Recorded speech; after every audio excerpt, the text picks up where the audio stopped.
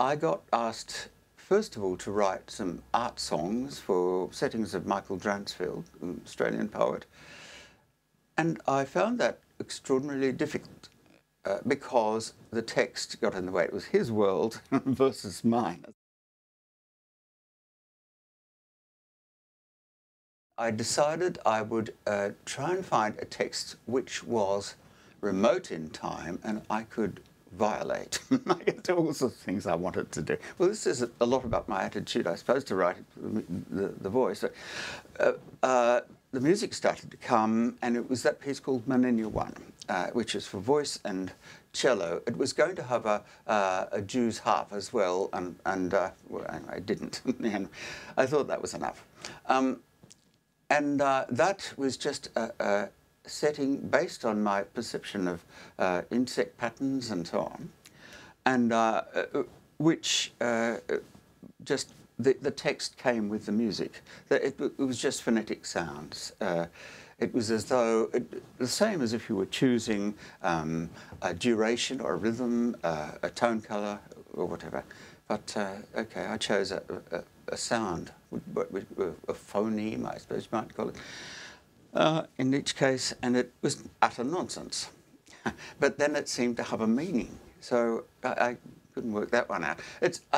Thinking about it much later, it's probably like speaking in tongues. I respond to texts in different ways musically. For example, the Judith Wright songs, I couldn't muck around with that too much. I had to bring out her meaning as much as I could. Whereas with, say, my Mass of the Dreaming, which is an a cappella mass I wrote some years ago, in Latin, and I enjoy sitting Latin for some reason. I think it's remoteness, you know, that people know what it means. So they're not depending on me to elucidate or some meaning of the poet or whoever. And so I can therefore play with the words, and the play element is very important. In the piece I'm writing now for the song company, it sets Latin in a most eccentric way, but a very personal way. But it's making it dance, but it's expressing the meaning of the music through a sort of inner dance or an impulse to dance as much as the words, because everyone knows more or less what the words mean.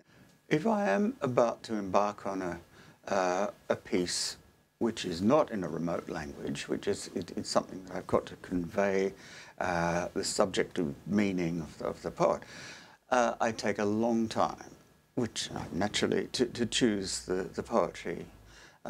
In the two song cycles that I've done, the early one, Michael Dransfield, I remember agonising for a long time. And then the more recent one with Judith Wright, again, it had to speak to me, it had to mean something, because I didn't want to set something I didn't believe in or didn't feel was me.